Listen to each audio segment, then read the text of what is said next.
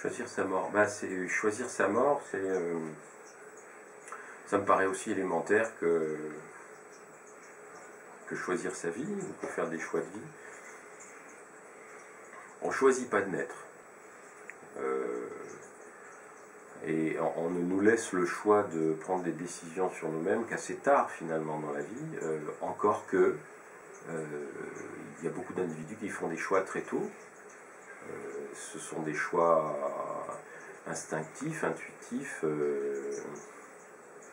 pas nécessairement réfléchis. D'ailleurs, on fait des choix intuitifs et instinctifs très tard, sans réflexion. Mais on fait des choix.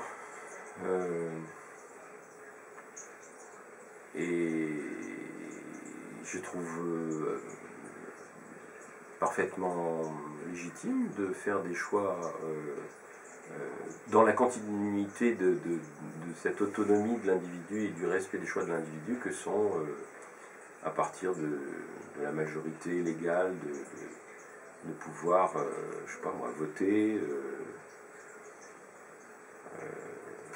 de pouvoir décider ou non d'avoir des enfants, par exemple, de pouvoir choisir son travail, le travail qu'on fait, ou choisir de ne plus le faire. Je trouve parfaitement légitime que la continuité de cette liberté de choisir, dans le cadre des lois qui nous permettent de ne pas faire de mal aux autres, bien entendu, de pouvoir choisir de la manière dont on finit sa vie. Il y a des gens qui ne demandent rien à personne et qui choisissent en se jetant d'un pont, ou en se jetant sur une voiture, ou en prenant des médicaments. Moi, ce que je souhaite, c'est que quand quelqu'un a des raisons de vouloir finir de vivre, enfin mettre fin à sa vie, il puisse le faire librement, dans des conditions qui soient le moins traumatisantes possible pour tout le monde. Et sans culpabilité, sans jugement porté, etc. Étant bien entendu que, à mon avis, ça restera très rare. Mais c'est pas parce qu'un choix est très rare qu'il ne faut pas que ce choix existe. Je vais reprendre un exemple que je considère comme un choix grave, c'est celui de décider de ne plus avoir d'enfants, par exemple, en se faisant stériliser, soit par vasectomie, soit par ligature de trompe.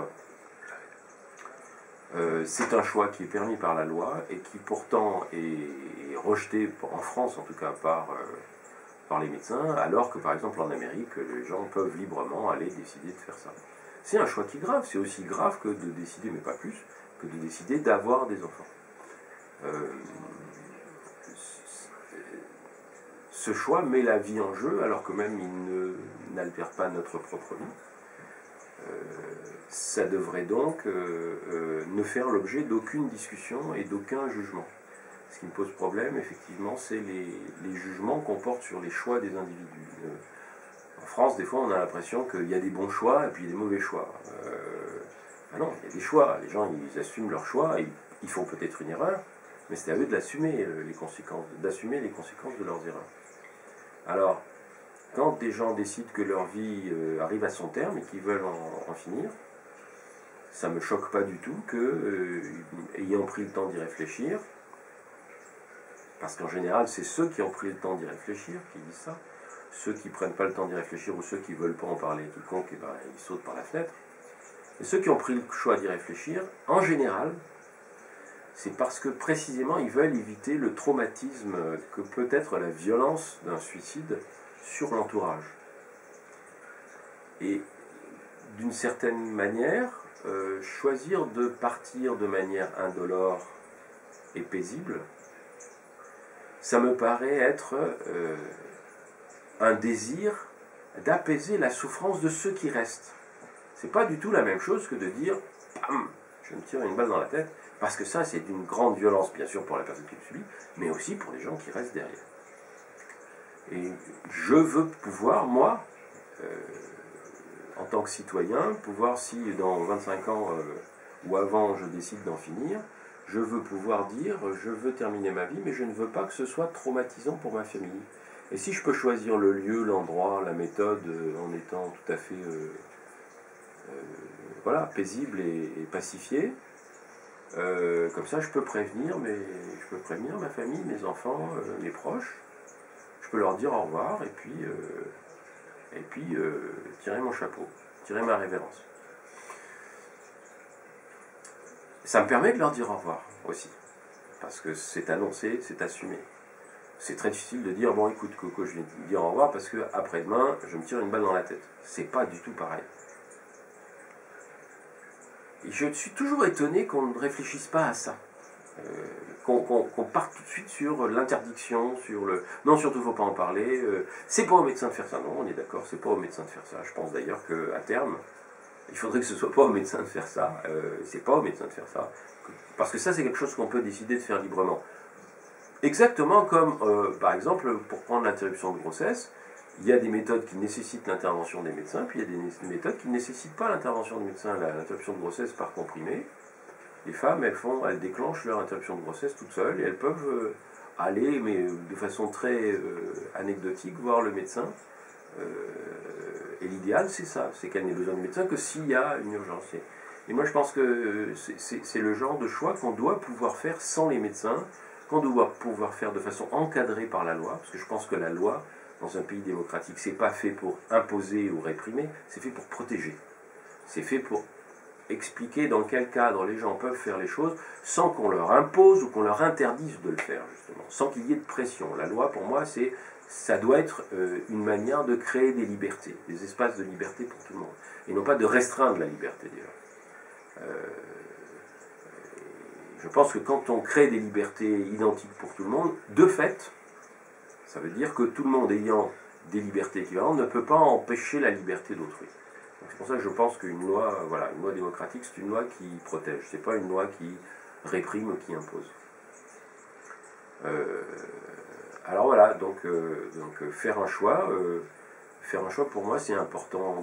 Dans la vie on fait des choix qu'on assume ou qu'on regrette, mais en tout cas qu'on doit assumer.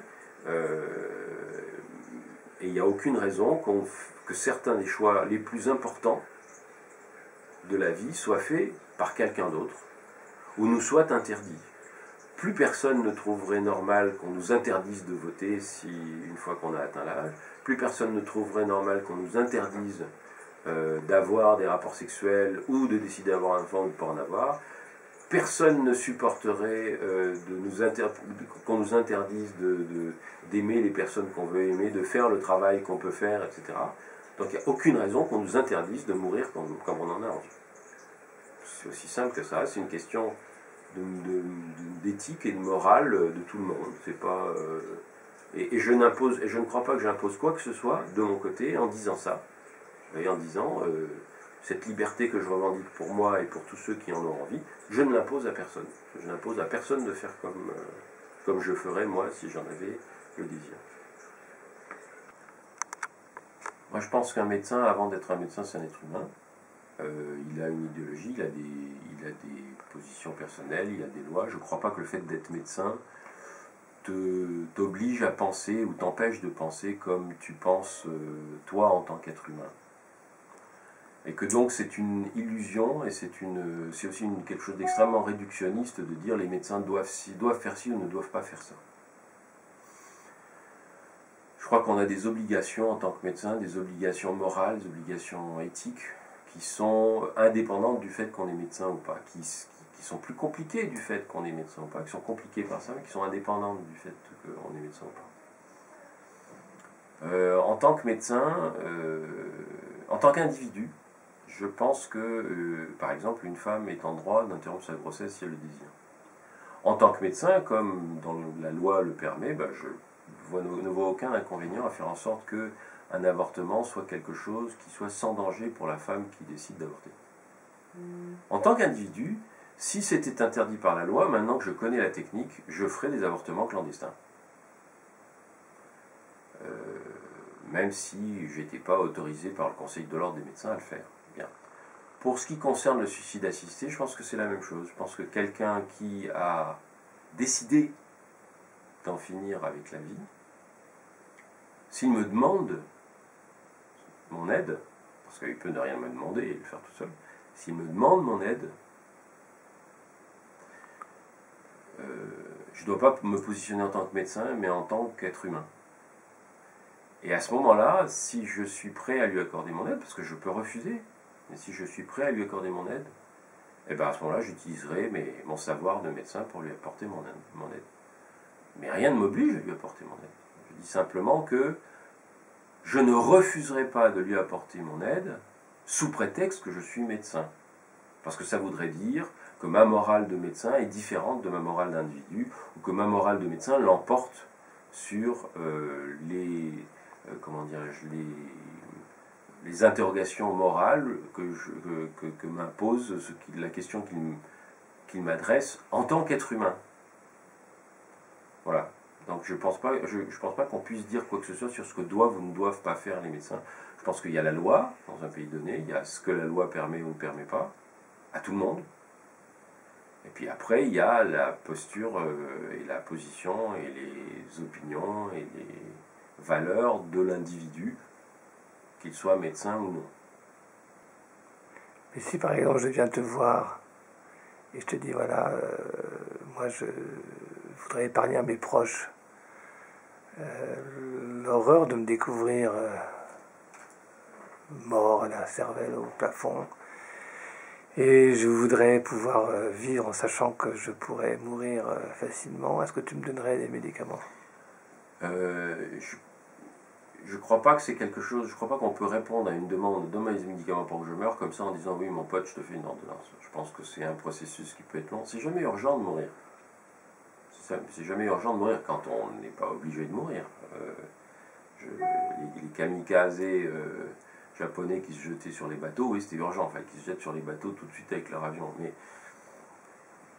pour une personne qui n'est pas dans une situation de guerre, ou qui n'est pas dans une situation d'être maltraité d'une manière imminente, et qui décide de mourir pour des raisons qui sont tout à fait personnelles, c'est pas urgent, ça mérite qu'on en parle. Je crois que moi j'ai pas d'a priori ni d'un côté ni de l'autre. Je pense que d'abord si quelqu'un venait me voir en me disant je veux mourir et je voudrais que vous m'aidiez à mourir, ben, je dirais d'abord ben, parlons-en, racontez-moi. Je dirais racontez-moi.